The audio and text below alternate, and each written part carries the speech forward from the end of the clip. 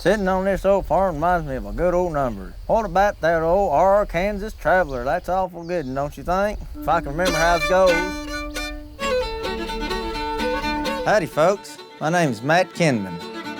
Today, here on the back porch of America, we're going to visit a dear friend of mine named Jonathan Ferrell. He works at a living history farm. It's called the Homeplace. It's outside of Dover, Tennessee, and it is a 19th century living history working farm. I'm really proud to bring y'all up here today, and let's go have a wonderful time up here at the Homeplace with Jonathan Ferrell. Well, Jonathan, what do you reckon we're going to get into today? Maybe get in a little mule plowing, and maybe a little blacksmithing. That sounds good to me. I'm ready to get out of this city. I don't know how you live up here in town. Oh, I know it. I'm ready to get out of here. Let's get us a biscuit, too. Yeah, biscuit sounds good, doesn't it? All around the water tank, waiting for a train. Here at the Homeplace, it's technically a living history farm. It's a museum, and we're just here to, the best way I know how to put it is to carry on tradition. If we weren't here to keep it alive, it would disappear. They call us interpreters. That's our professional title. We got a locker room back here, of course, where we have to change clothes, and just got the basic clothes of the time period. I made this pair of trousers right here. They're dirty right now. This type of shoe is a brogan here. It had the hobnails here. These are for traction. And the heel plates, that keeps your leather heel from wearing down. Well, I'm gonna let you get to it and All get right. out there and do some plowing. All right, Betty. I'm gonna change clothes here.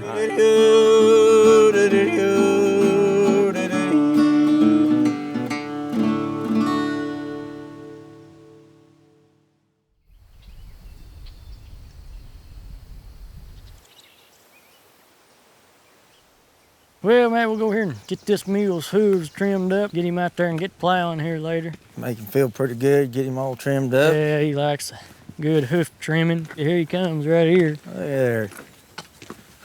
You done knowed what's coming, don't you? Come here, Proctor. That's a good boy.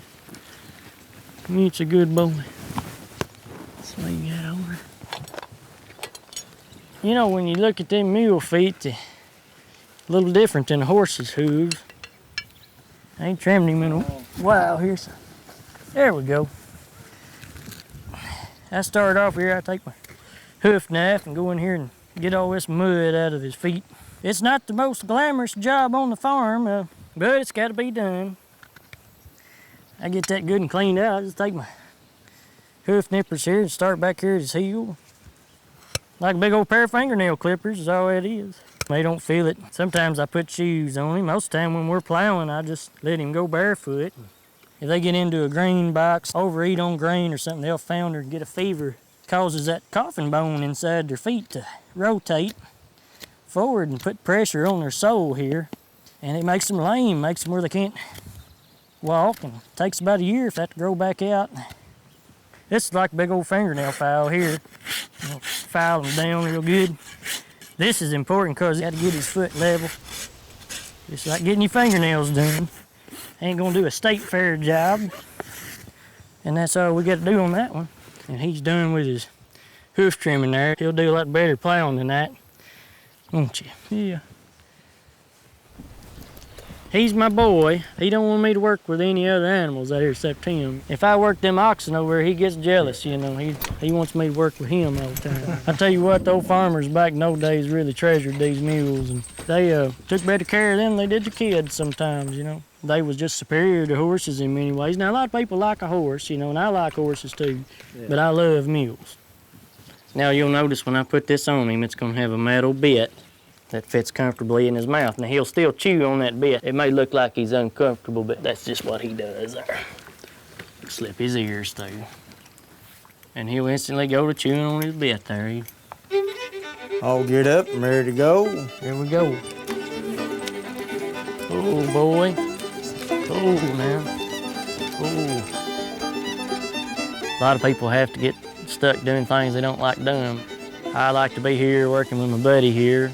It's my job. It's where I come every day to work and make my living, but I guess you got to be a certain kind of person to like something like that. That's right down my alley. When you use a tractor, you sure can't hear that ground rip and you can't smell that dirt. You get up close and personal to the dirt when you're working behind the mule, that's for sure.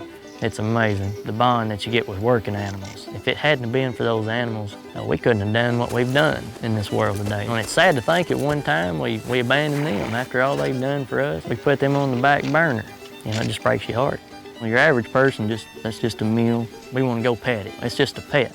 Right. And 150 years ago, that was your life. That was your livelihood. And we had that respect for those animals, and we're losing that as a society because we've grown too far away from the land. I've worked here half my life, you know. Yeah. I started, doing volunteer work here when I was in high school, so been here a long time. Wouldn't trade the education I've got here for anything. It means more to me than a college degree, so I never went to college. If I had it to do over again, I wouldn't change anything, That's my idea of living. Well, Jonathan, what do you reckon we're going to do next? I'm going to take you over and show you how to do some blacksmithing. All right, sounds great. Yeah.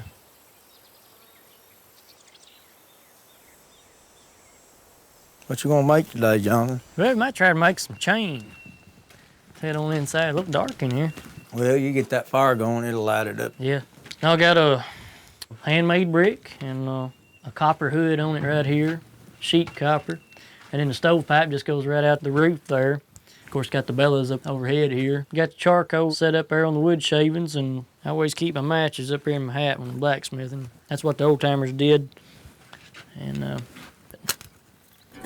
should take right off there, those dry wood shavings. Let that catch real good, and I'll start pumping air into that.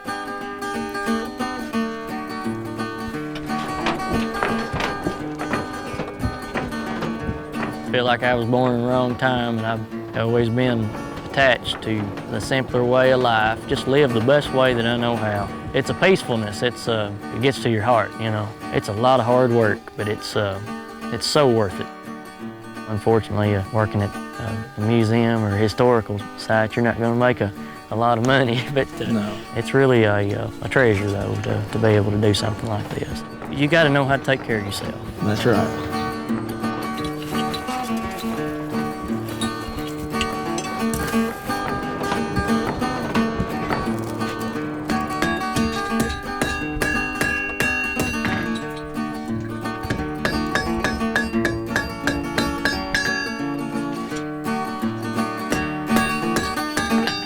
There's your lunch.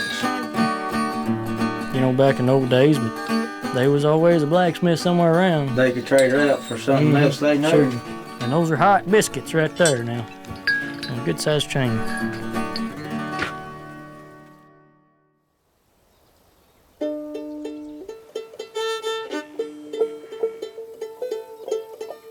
That's the first tune I ever learned, called tuning. This land that we're on right now was a Revolutionary War land grant. It's been a farm here for a long time. We're not only sharing historical information here, farming is environmental. We're telling people constantly about the changes of the land through agriculture. It's sad, but living history farms is a dying industry. It would be a shame if this place, ever had to close, because of insufficient funding. We've had a few scares down along the line, and I don't know what my future is going to hold, how much longer I'm going to be able to stay here, I don't know if I'll ever raise a family, but if I do, it'll be right here. That's right. We can't let it die. If we don't know, our past, we don't know where we're going. You got to know your history. I hope it stays here for a long time. I hope it does too.